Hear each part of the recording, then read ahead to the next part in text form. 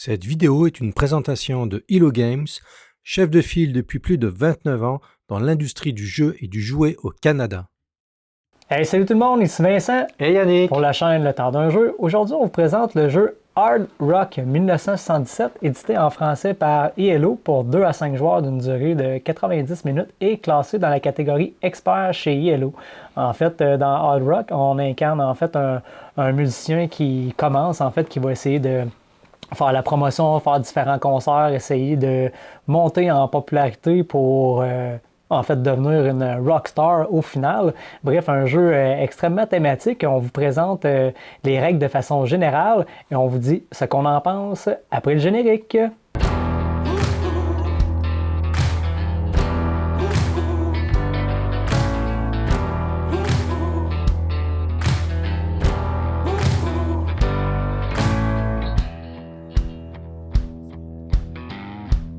Rock hard, on s'entend, je ne suis pas habitué nécessairement de jouer à des jeux à thématique musicale. On avait joué un premier qui était Mourir pour le rock. Pour le rock, que, c'était OK, on n'est pas... ça se ressemble un peu, mais beaucoup plus thématique, beaucoup plus développé. Bref, exact. C'est un jeu de placement d'ouvriers, de planification, de planification où c'est qu'on va devoir faire des objectifs personnels communs qu'on a aussi, où c'est qu'on va devoir collecter des ensembles, faire des points. Bref, il y a plein d'emplacements qu'on va pouvoir aller. Un petit peu de push your luck aussi. Oui, de push your luck aussi, que tu vas pouvoir, en fait, obtenir plusieurs emplacements différents au fur et à mesure que tu vas débloquer, dépendamment de ta gestion de ressources, ta gestion des ressources. Donc, Rock Hard, comment on y joue, Yannick? Bah écoute, Rock Hard, tu parlais d'un jeu qu'on a déjà mis sur la chaîne. Il se ressemble beaucoup dans l'esprit. Donc c'est ça, on est une vedette du monde de la musique des années 70, on va dire. Et puis on veut percer dans le domaine, donc on va devoir faire un tas d'actions pour pouvoir gagner de la popularité. La popularité, c'est nos points de victoire. Donc plus on va être populaire, plus on va faire de points, et puis on va gagner la partie. Celui qui en aura fait le plus, il va gagner la partie. Donc en fait, ça se divise en plusieurs phases. Donc il y a 9 manches. Donc les manches qui sont de avril, si je ne me trompe pas, avril à décembre. Et puis donc on va évoluer au fil de l'année pour essayer de monter en popularité. Donc à chaque mois, on va avoir 3 phases qui va être une phase de jour, une phase de soir et une phase de nuit. Donc chaque phase, on va pouvoir faire différentes actions. Notamment dans la première phase de jour, on va pouvoir par exemple, donner une interview qui va nous permettre d'augmenter nos petits boutons d'ampli, parce que là, il faut le dire, on a un amplificateur, on met notre personnage dessus, et puis on a les petits boutons d'amplificateur qui vont nous donner certaines forces dans certains domaines, qui vont nous permettre de faire des actions sur le plateau. Donc on a notamment le premier bouton qui est le bouton technique, on a le bouton réputation, on a le bouton chanson, et puis on a un autre bouton qui est le bouton addiction, on y reviendra après à ce fameux bouton addiction. Donc en fait, chaque action qu'on va faire sur le plateau, ça va nous permettre d'augmenter ces petits boutons et ça va nous permettre de faire d'autres choses. Par exemple, dans la phase de soir, on est des rockers, donc on va donner des concerts le soir. Donc dans les concerts, ça va nous demander des prérequis.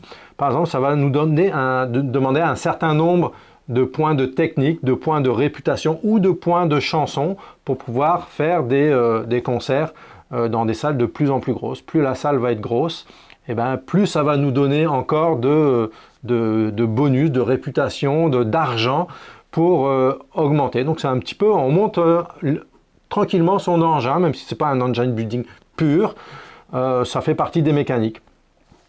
Donc on commence toujours tout doucement, puis on va monter progressivement.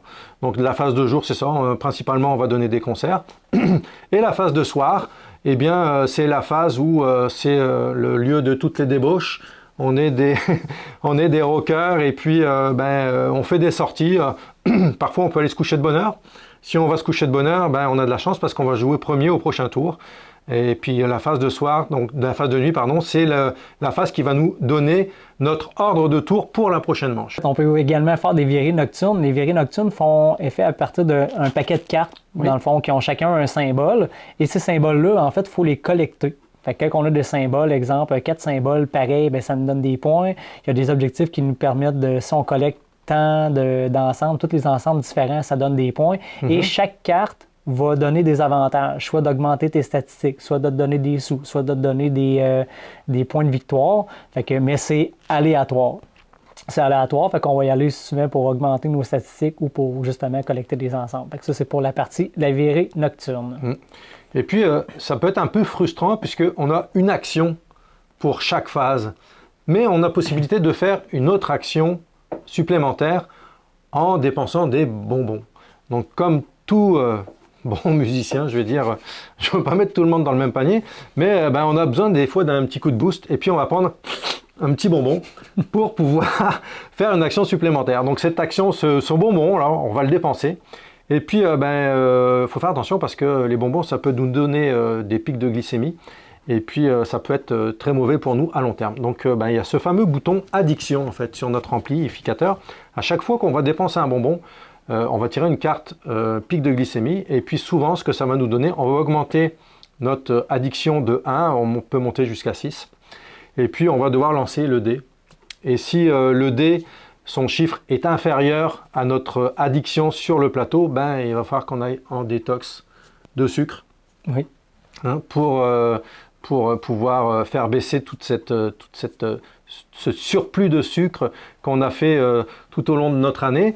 Et donc, la phase de jour suivante, on va devoir la dépasser en détox. On n'aura pas d'action dans la phase de jour.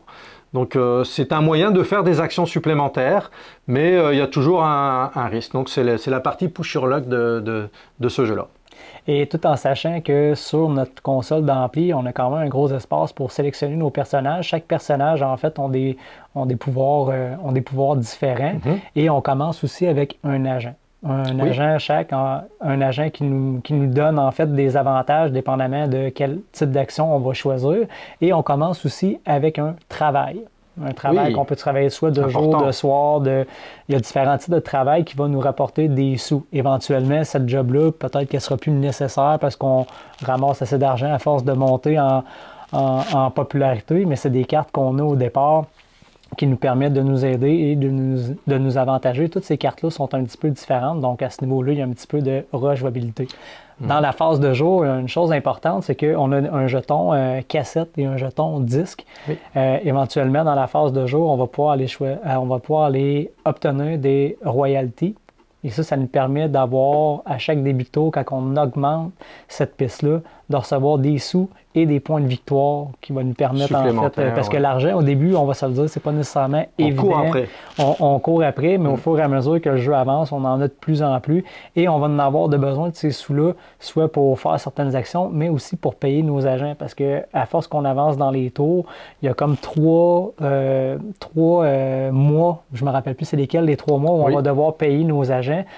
Juin, septembre et décembre. C'est ça. Non, la première fois, ça va coûter 1 $, après ça 3, puis après ça 5. C'est normal. On est de plus en plus populaire. C'est ça. Donc, notre agent, il veut plus d'argent. Parce que si on ne les paye pas, on va les perdre, nos agents. Au même titre que si on ne se présente pas au travail puis qu'on a trop d'absence parce qu'on décide de ne pas aller travailler, on va perdre notre emploi. Puis ça nous empêche d'avoir du revenu supplémentaire. Fait il y a quand même quelques décisions à prendre, mais tout en sachant que le board, même si le plateau principal, même s'il est plein de sections, c'est pas des sections, tu n'as pas accès à toutes les sections. Tu vas les débloquer au fur et à mesure. Et j'ai quand même pas trouvé ça évident nécessairement de se rendre au dernier concert. Là, ça prend concert, du temps. Ça prend beaucoup de capacité. Tu n'arriveras pas après 3 tours à essayer d'arriver à faire le dernier concert. Mais c'est très payant. C'est ça. Plus que tu débloques des choses, plus que tu descends dans le plateau principal, plus que ça rapporte des points, des sous, et plus que tu es en mesure d'augmenter tes statistiques principales là, sur ton ampli. Pour revenir sur notre petite carte job, on a différents emplois qui sont donnés dans le jeu. Moi, par exemple, j'avais l'emploi de kiné. Donc, l'emploi de kiné, c'est physiothérapeute en fait au Québec, kinésithérapeute en France, en Europe. Puis c'est des horaires atypiques, donc je peux travailler 2 jours, de soir, de nuit. Donc au début de chaque mois, je devais lancer mon dé pour savoir si j'allais travailler 2 jours, de soir ou de nuit. Donc si mettons je devais travailler 2 soirs, et si j'y vais pas, comme tu le disais tout à l'heure, j'ai un jeton absence au travail. Et puis par contre, je peux faire d'autres choses. Je peux aller faire des concerts qui vont me rapporter d'autres choses. Au bout de 3 jetons absence, je suis viré de ma job. Donc je perds ma job, mais on fait plus d'argent après avec les concerts, etc. Donc c'est aussi un petit calcul à faire, mais au début, ce travail-là est important parce que on ne fait pas d'argent en faisant des gros concerts ou des choses comme ça. Donc c'est important.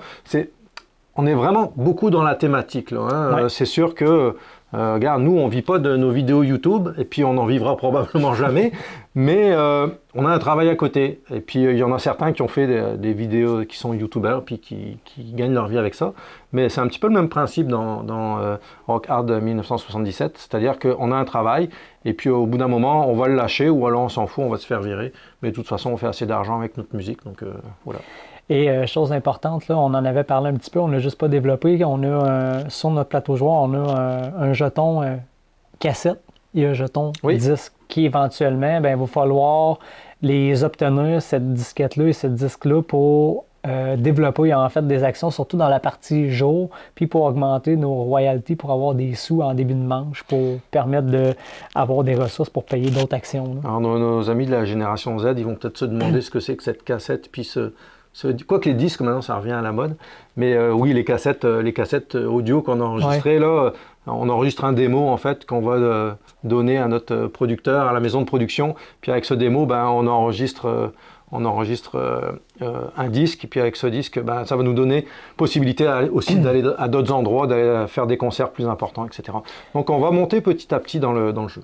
Et ce qui est important à savoir, c'est que si on n'est pas en mesure de faire des actions au niveau du jour, soir et nuit, on a quand même là, des actions universelles qu'on peut faire peu importe. Peu importe le moment de la journée. Peu importe le moment de la journée, soit pour te donner des sous, soit pour augmenter ta musique, soit pour... Tu peux aller donner du sang qui va nous donner des sous. Parce qu'aux États-Unis, quand tu vas donner du sang, on te donne de l'argent. Donc c'est le même principe. Donc il y a quand même des actions. Écrire une chanson qui va te donner aussi... qui va te permettre de monter au niveau technique pour tes chansons. Enfin bref, des actions que tu peux faire à tout moment, jour, soir ou nuit. Et il est important de nommer aussi qu'en début de tour, avant de commencer toutes les actions, on doit piger une carte d'événement qui va changer un petit peu la dynamique du jeu ou comment prendre la manche qui est en cours. Fait que ça, on les pige en début de manche. Début de tour. Fait en début de manche, on pige l'événement.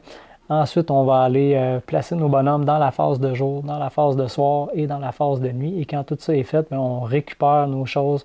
On va remettre les cartes bonbons, là, les cartes bonbons dans les mélanger. Pic glycémie. Pic glycémie, on va les remettre à leur place et on va refaire une nouvelle manche. Fait que, plus qu'on va avancer dans les manches, plus qu'on va pouvoir faire d'actions. Et c'est pas mal tout. Fait que c'est pas mal les règles générales. Je ne sais pas si tu avais d'autres choses à rajouter. Il y a une chose importante qu'il faut savoir aussi, c'est que les emplacements sur le plateau, souvent, on peut être juste un à la fois. Donc, je me suis pas fait avoir, mais à un moment dans notre tour, tu jouais avant moi et puis tu t'es mis à un emplacement. C'est là que je voulais aller. Il a fallu que je fasse d'autres sols. Donc l'importance dans la phase de nuit, c'est là qu'on détermine l'ordre du tour pour la prochaine manche. Si vous jouez à un endroit qui vous permet d'être premier, par exemple si vous décidez de ne pas sortir le soir et d'aller vous reposer, c'est sûr que le matin vous allez être frais, vous allez vous lever de bonne heure. Donc vous allez jouer premier au prochain tour. Donc ça va vous permettre de vous placer évidemment où vous voulez, puisque vous êtes le premier à jouer. Si vous jouez en dernier, ça se peut que les emplacements soient déjà pris parce que vous avez fait la fête toute la nuit, vous vous levez tard, et puis les emplacements que vous vouliez utiliser dans la phase, que ce soit jour, soir, nuit, ils vont être pris, puis vous allez avoir des actions qui ne seront pas optimales pour votre jeu. Donc, importance aussi de réfléchir, est-ce que ça vaut la peine que j'aille chercher une petite carte en sortant le soir, ou alors il faut absolument qu'au prochain tour je sois premier pour être sûr d'avoir ces actions-là au prochain tour. Donc importance de l'ordre du tour dans ce jeu-là aussi. Donc c'était les règles générales de Rock Hard 1977. Donc on vous revient avec la critique. Au niveau du matériel, je commencerai par ça. Au niveau du matériel, une super belle production. Les plateaux individuels de joueurs au niveau des amplis. Les petits pitons sont un peu raides là, à tourner, mais sinon, une super belle qualité. Carton très, très, très épais. Tout ce qui est graphisme, plateau de joueurs. On est vraiment dans la thématique. Ceux qui aiment vraiment la musique, vous allez vous y retrouver. On avait dit qu'on avait joué à Mourir pour le rock. On est ailleurs. Même s'il y a certaines ressemblances au niveau de la qualité de production, là, c'est complètement une autre chose. C'est vraiment très, très, très thématique. Les images, toute la patte graphique. Les billets. On a l'impression d'avoir des vrais dollars dans les mains. Puis en plus, ils sont sales, tu sais, les billets. Ils sont sales, et moi j'avais une trace de coke sur mes billets de 20 $. Mais bref, c'est très, très, très thématique. Fait qu'au niveau du matériel puis de la patte graphique, c'est vraiment là, très, très, très thématique. Là, j'ai trouvé là, aucun défaut à ce niveau-là, là, au niveau du matériel. Non, super beau. Le principe de l'ampli avec les boutons, là, excellent. Je trouve ça vraiment... D'entrée de jeu, là, t'es dedans, là. Tu as ton ampli avec tes boutons, c'est sûr, tu es dedans. Les dessins c'est bien fait. J'ai rien à dire sur la patte graphique au niveau design des dessins. Le plateau, ça peut paraître chargé au début, mais une fois qu'on a fait un tour, là, on sait où on s'en va là, directement. Puis avec les actions, de toute façon, au début, c'est sûr qu'on n'a pas accès à tout, donc ça se débloque au fur et à mesure. Non, rien à dire au niveau design, un très beau jeu. Moi, j'ai vraiment impressionné par la qualité du matériel. Puis au niveau du livre de règles, c'est quand même très simple de s'y retrouver. Les règles sont très, très bien expliquées. Avec ça là-dessus, il n'y a rien à dire. Au niveau des mécaniques de jeu, tu sais, c'est quand même, on dit chez Yellow, expert. Là, nous, on s'entend, on joue quand même à des jeux experts assez souvent. Pour nous, je ne le catégoriserai pas dans expert, mais plus intermédiaire plus. Medium plus, mais pour ceux qui ne sont pas habitués de jouer à des jeux experts, ben, oui, vous allez vraiment le trouver expert. Au niveau du placement d'ouvriers, tout s'imbrique bien. Les tours de jeu sont quand même rapides. Nous, on y a joué à 2 joueurs. Je serais curieux de voir à sa pleine capacité. Probablement qu'il y aurait certaines longueurs à 5. Probablement que ton sweet spot là, à 3-4, ça devrait être pas mal ça. Effectivement. À 2, ça va quand même très vite les tours de jeu. La première action qu'on a faite, ça dit c'est tout? Ouais, c'est tout, on passe à l'action suivante. Comme on dit, on est quand assez vite. C'est ça. Comme on dit, on est quand même limité dans ce qu'on peut faire au début. La seule question que je me posais par rapport aux mécaniques de jeu, je ne sais pas sur le long terme, qu'est-ce que ça va donner. Si je chasse ce jeu-là très, très, très souvent, j'ai pas l'impression que je peux commencer le jeu de 10 000 façons différentes. Ouais.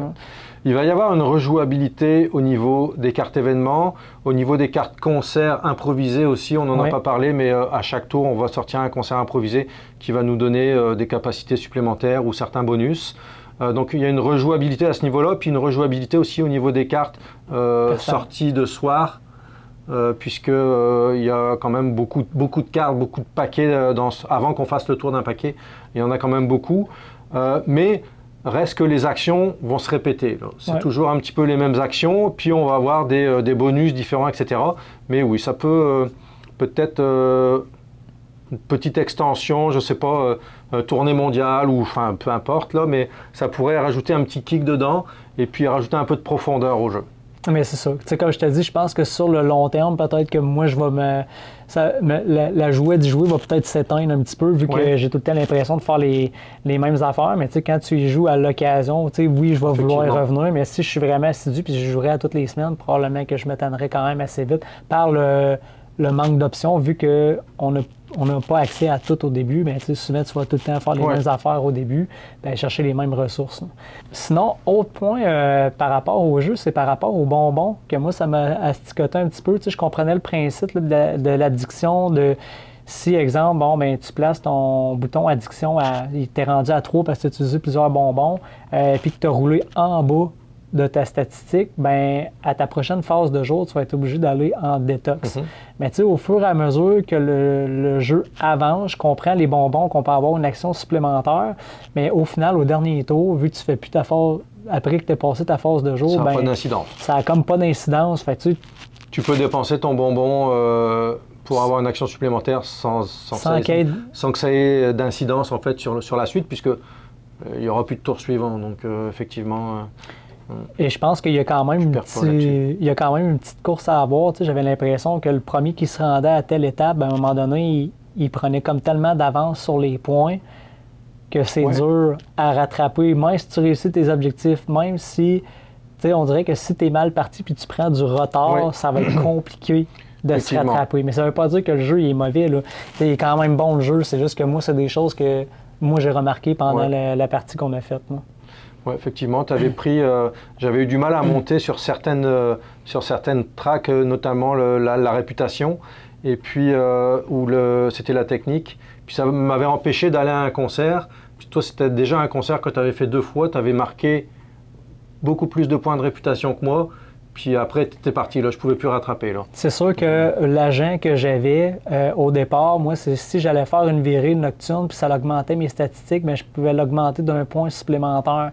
Fait que, tu sais, la question était à se poser, est-ce qu'il y a des cartes agents qui sont plus fortes que d'autres, qui donnent trop d'avantages? La même affaire avec les personnages. On n'a pas joué assez de games pour le mentionner, mais c'est quand même un point que je tiens à souligner là, au niveau du balancement des personnages puis des cartes agents. Oui, parce que ça crée finalement une double asymétrie.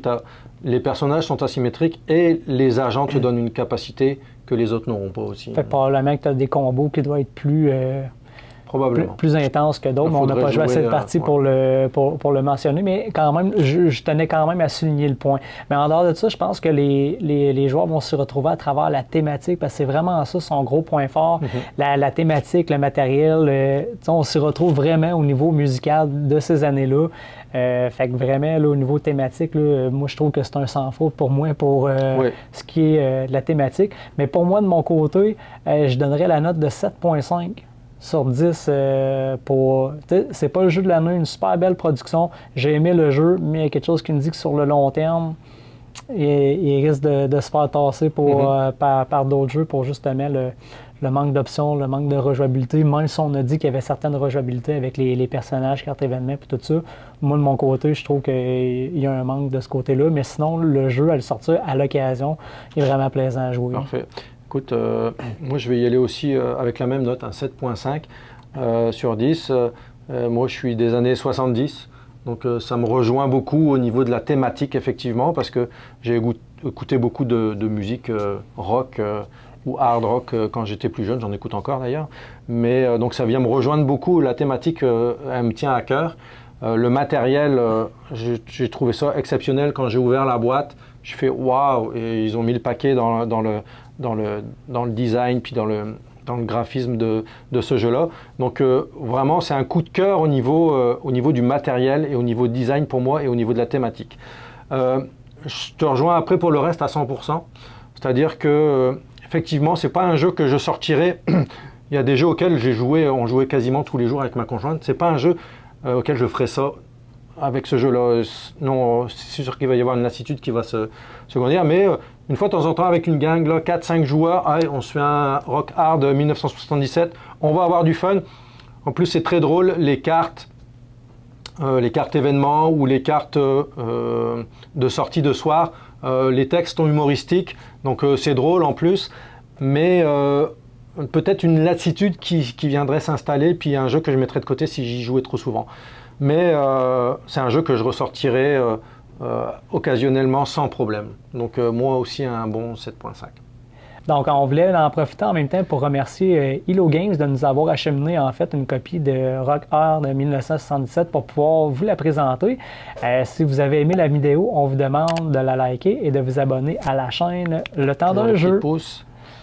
Et c'était Vincent et Yannick. Et on vous dit à la prochaine. Salut!